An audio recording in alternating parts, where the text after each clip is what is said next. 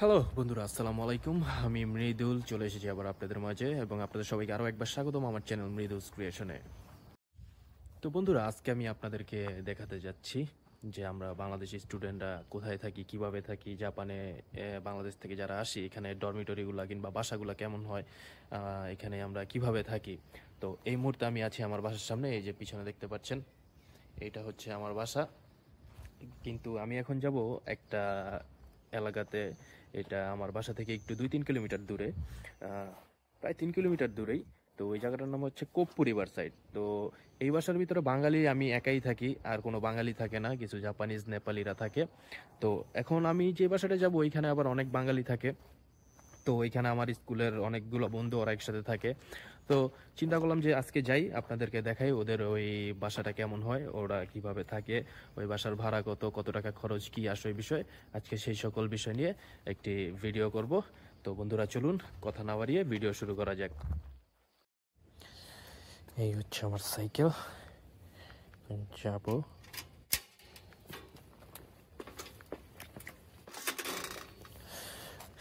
রেইনকোটটা নিয়ে নিছি, অনেক বৃষ্টি পড়তেছে লাস্ট কিছুদিন যাবৎ।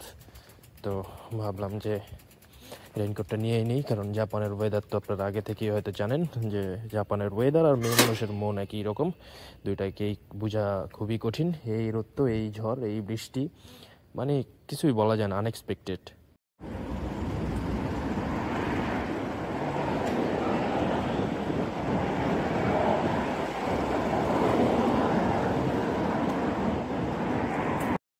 এই যে যেমন দেখুন বন্ধুরা, এই সিগন্যালটা, এখানে সবাই কি সুন্দর দাঁড়িয়ে আছে, কেউ যাচ্ছে না, সবাই ওই সিগন্যালের জন্য অপেক্ষা করছে।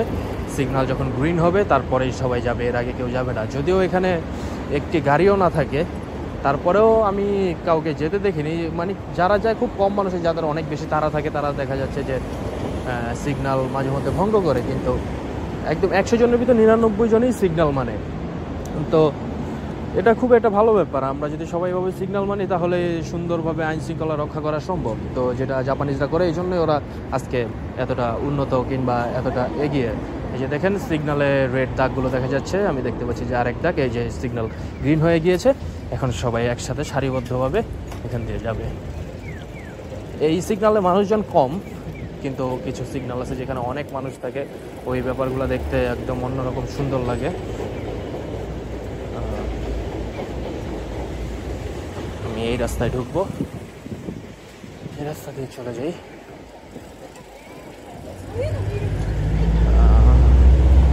টানেলের ভিতরে প্রবেশ করলাম।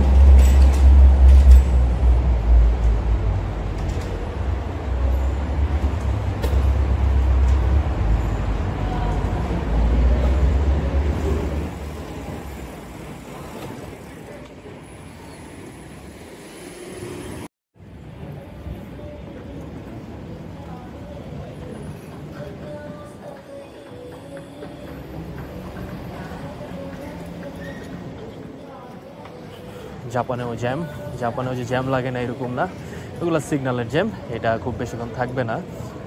তো আমার সাইকেল, আমি আস্তে আস্তে এগিয়ে যাচ্ছি চিপা চাপা দিয়ে। তো জাপানে কিন্তু একটা সুন্দর রুলস আছে, একটা নিয়ম হচ্ছে যে এখানে যারা পায়ে হেঁটে যাবে তাদের প্রাধান্য সবার আগে।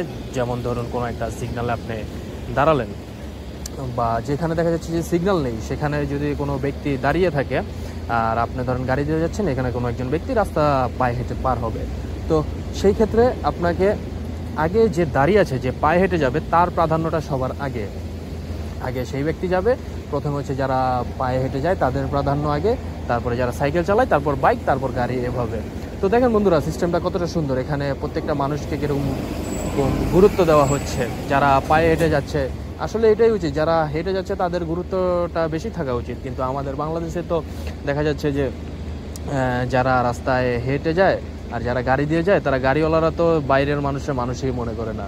তো জাপানে এই নিয়মটা সম্পূর্ণ ভিন্ন। আমার যদি সুযোগ হয় আমি আপনাদেরকে এটা দেখাবো, যে কোনো একটা সিগন্যালে যদি দেখা যাচ্ছে যে আমি দাঁড়িয়ে আছি, আমি এখান থেকে পার হব, কিন্তু সিগন্যাল এখানে নেই, দেখা যাচ্ছে অনেক জায়গাতেই সিগন্যাল থাকে না। তো আমি পার হব, ওই টাইমে কোনো একটা গাড়ি আসলো, দেখা যাচ্ছে যে ও থেমে যাবে, ও থেমে গিয়ে আমাকে আগে যেতে দিবে, তারপরে ও যাবে। তো এই নিয়মটা আমার কাছে খুবই ভালো লাগে, খুবই সুন্দর নিয়ম। আর এরকম কিছু নিয়ম থাকার কারণে জাপান আজকে এতটা উন্নত। তো যাক, আমরা প্রায় কাছাকাছি চলে এসেছি। এখানে আবার একটু থামতে হলো, সামনে একটা সিগন্যাল আছে। এই যে জ্যামগুলো দেখছেন না, এগুলা সম্পূর্ণ কিন্তু দেখা যাচ্ছে কোনো জেব্রা ক্রসিংয়ে কোনো মানুষ হেঁটে পার হবে, সেই জন্য গাড়িগুলো এইভাবে দাঁড়িয়ে অপেক্ষা করছে। আগে মানুষটা যাবে, তারপরে গাড়ি যাবে। তো দেখুন নিয়ম কি আকাশ পাতাল পার্থক্য আমাদের সাথে। যাক, এরকম অনেক কিছু নিয়ম আছে যেগুলো খুবই সুন্দর। আর এই সকল নিয়মগুলোর কারণে, আর এই নিয়মগুলো মানার কারণেই আজকে জাপান এতটা উন্নত। বন্ধুরা, আমি প্রায় চলে এসেছি, কিন্তু দেখা যাচ্ছে আমি অর্ধেক রাস্তা পর্যন্ত চিনি, এখনও আর চিনতেছি না এখন আইসা বাকি রাস্তাটা। তো এখন বাকিটা ম্যাপ দেখে যাইতে হবে। ম্যাপে দেখাচ্ছে এখনও আমি যেখানে আছি এখান থেকে 1.2 কিলোমিটার, 5 মিনিটের রাস্তা। চলুন যাওয়া যাক, দেখি।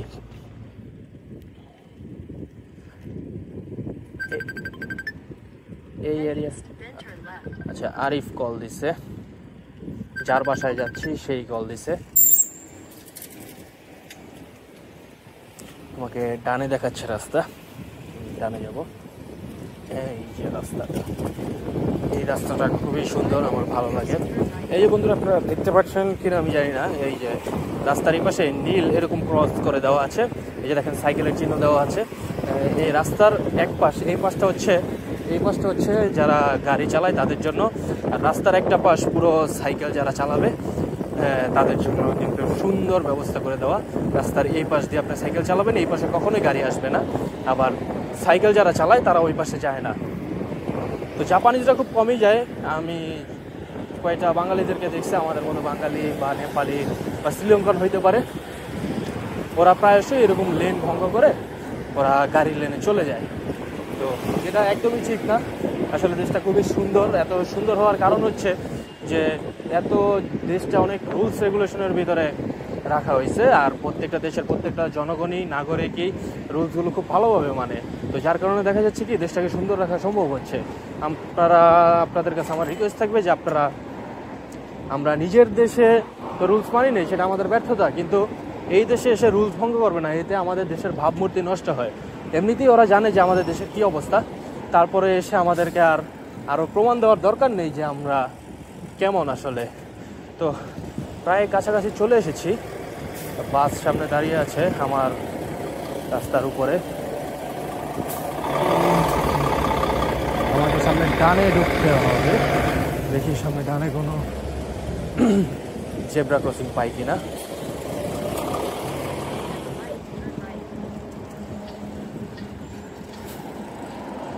হ্যাঁ, পেয়ে গিয়েছি। এই হচ্ছে আমার জেব্রা ক্রসিং। আমি ওই পাশে যাব, ওই পাশ দিয়ে গিয়ে তারপরে ঢুকে যাব। এই ওদের এই রিভার সাইডের এরিয়াটা শুরু।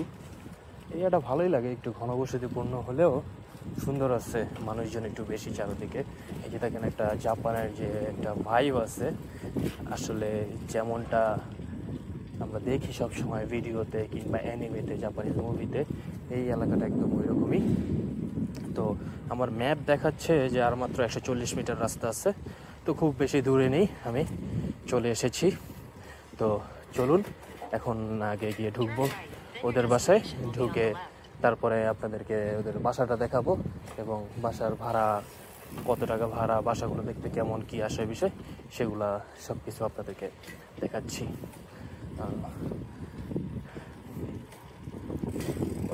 এই তো জায়গার নাম রিভার সাইড, কিন্তু রিভার নেই, একদম পুরো আমাদের ওই যে আমার বাসা বনশ্রীতে, বনশ্রীর পাশে নন্দীপাড়া নামে একটা এলাকা আছে। নন্দীপাড়া খালের যেমন একটা গন্ধ, বা আমাদের বনশ্রীতে যে খাল আছে এই খালের মতো। তো চলে এসেছি অবশেষে রিভার সাইডে। বাড়িগুলো আপনাদেরকে দেখাচ্ছি, দাঁড়ান সাইকেলটা আগে পার্ক করি। Okay, I reach my destination. ওহায়ো। ওই যে আরিফ, জিতেন চাওয়া দোকানি কোকো কোকো দে Futatsu Jitenshaga Arune. Nagarachotto Taihen. Hai, Dareno Jitensha desu ka? Chotto mae ni. এই হচ্ছে রিভার সাইড, সাইকেলটা পার্ক করলাম। এই হচ্ছে ওর বাসা। এই যে দেখা যাচ্ছে দেখে ইমরান খান। এই হচ্ছে একদিকে ওর বাসা, এদিকে এই জায়গায় প্রত্যেকটা রুমেই বাঙালিরা থাকে, বাঙালি বন্ধু বান্ধবরা থাকে। তো দেখা যাচ্ছে এই যে একজন উপর থেকে ইমরান খান, ওইখানে আছে আরিফ খান। ওই আরিফের বাসায় যাব আজকে দুপুর। আরিফ খিচুড়ি রান্না করছে, খিচুড়ি খাবো। তো চলুন যাই, ভিতরে যাই, ওদের বাসাটা দেখাই কেমন সবকিছু। ভিতরে যাক, দেখাচ্ছি। বন্ধুরা আমি কিন্তু অবশ্যই চলে আসলাম ওদের বাসায়। ওদের বাসা এরিয়াটার নাম হয়তো আগেই বলেছি, ওইটার নাম হচ্ছে রিভার সাইড। তো এই হচ্ছে এরিয়াটা আপনাদেরকে দেখাচ্ছি কিছুক্ষণ পর ঘুরে। এরিয়াটা ভালো, মোটামুটি ভালোই সুন্দর হয়ে আছে। আসলে জাপান তো সব জায়গায় সুন্দর, তারপরে এই জায়গাটাও একটু জাপানের যে ওল্ড স্কুল ভাইবটা আছে না, একদম ওল্ড যে জাপানের ভাইব, ওই ভাইবটা আছে। তো দেখেন একটু আপনাদেরকে দেখাই এই জায়গাটা কেমন। এটা এরকম আসলে 3টা বিল্ডিং আছে এরকম। এটা রিভার সাইড AB2। এই যে দেখেন বাড়ির সামনে কি সুন্দর একটা হলুদ কার, ওয়াও। এটা ছোট কিন্তু তারপরেও সুন্দর, বাড়িটা কি সুন্দরভাবে বানাইছে দেখেন। এই হচ্ছে এরিয়াটা। এখানে ঘাসের মতো, ঘাস না সরি দুঃখিত, এগুলো কি শাক, কি জানি শাক চাষ করে রাখছে। এই যে রিভার সাইড নাই, কিন্তু এই যে দেখেন রিভারের অবস্থাটা, এইটাই হচ্ছে রিভার। এটা আসলে রিভার বললে ভুল হবে, এটা নদী না, এটা কি ক্যানেল বলা চলে। এই ক্যানেল দিয়ে পানি আসলে গিয়ে সমুদ্রের সাথে মিশে। তো এই যে এখানে এই জায়গাটা সুন্দর আছে, বিকালবেলা সবাই আসে এখানে বসে আড্ডা দেয় ভাই ব্রাদাররা মিলে। তো আমার ওইখানে আসলে কোনো বাঙালি নেই, তো দেখা যাচ্ছে একাই। কিন্তু এইখানে দেখেন এই যে বিল্ডিং গুলো দেখছেন, যেমন এইটাতে, তারপর ওইটাতে, তারপর ওই যে আরেকটা দেখা যাচ্ছে, এখানে প্রত্যেকটা বিল্ডিং এই বাঙালি থাকে, বেশ ভালো পরিমাণ বাঙালি থাকে। যার কারণে দেখা যাচ্ছে যে একটা কমিউনিটি আছে ওদের এখানে। ওরা বিকালবেলা আসে, সবাই এই জায়গাটা আসে, বসে আড্ডা দেয়, ভাই ব্রাদাররা আসে। জাপানে থেকেও আসলে ওইরকম ফিল হয় না যে দেশের বাইরে আছে, মনে হবে যে দেশেই আছে। বিকালবেলা ভাই ব্রাদাররা সবাই আসতেছে এখানে বসে আড্ডা দেয়। তো চলুন আর কথা না বাড়াই, ভিতরে যাই, দেখি কি আছে।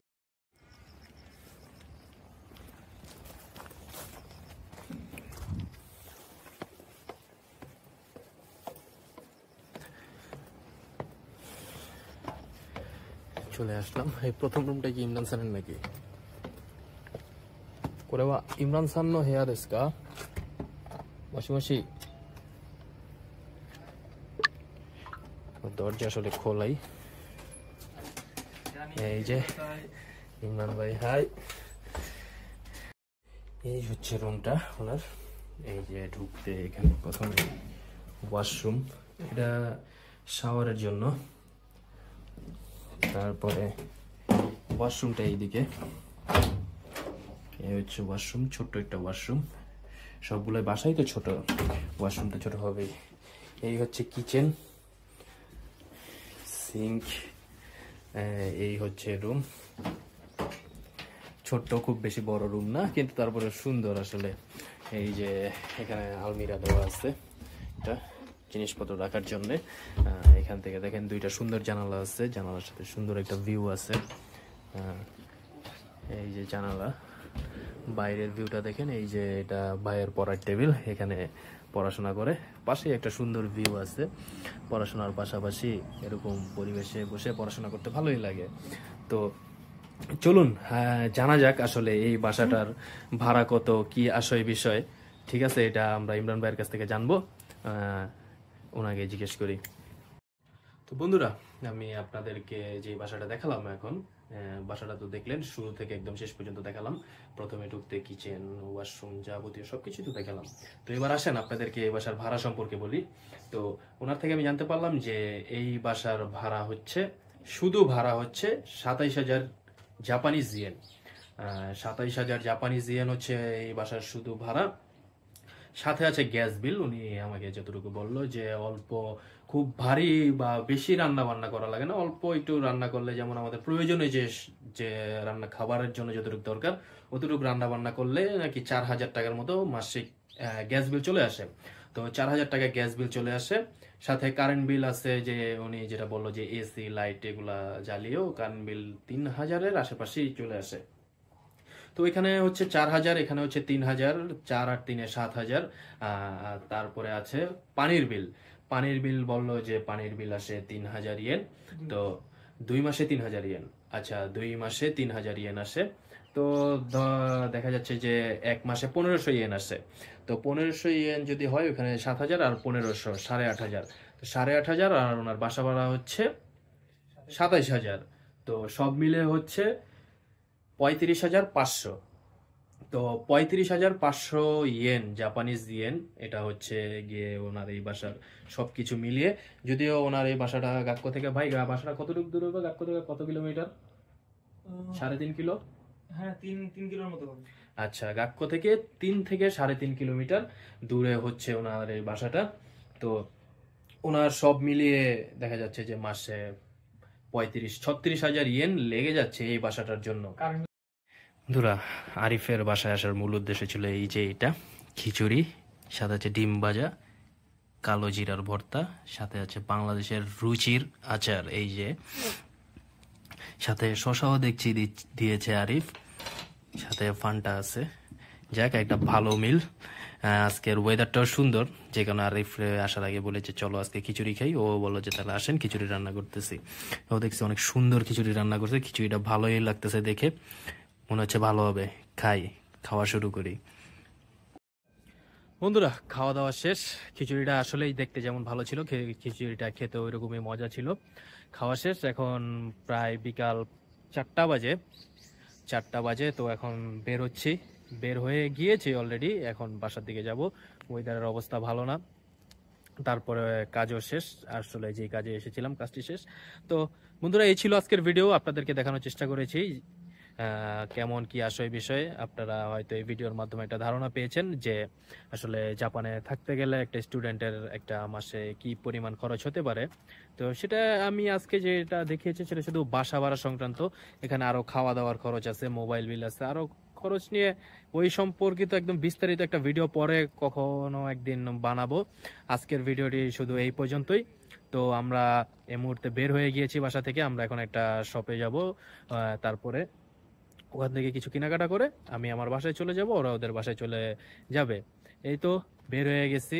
এই যে আরিফ, ওইখানে আছে ইমরান ভাই, দুইজন বসে আছে। ভাই একটু হাই দেন। দুইজন আরিফ, ওরা দুইজন বসে আছে, অপেক্ষা করছে আমার জন্য। তো বন্ধুরা, এই ছিল আজকের ভিডিও। আশা করি আপনাদের কাছে ভিডিওটি ভালো লেগেছে। তো ভিডিওটি যদি ভালো লেগে থাকে অবশ্যই ভিডিওটি শেয়ার করবেন, লাইক করবেন, কমেন্ট করবেন, বেশি বেশি শেয়ার করবেন, আর আমার পেজটিকে ফলো দিবেন। তো এই ছিল আজকের ভিডিওটি। আজকে এখানেই শেষ করছি। দেখা হবে আবার অন্য আরেকদিন। সেই পর্যন্ত সকলে ভালো থাকবেন, সুস্থ থাকবেন। বিদায়, আসসালামু আলাইকুম।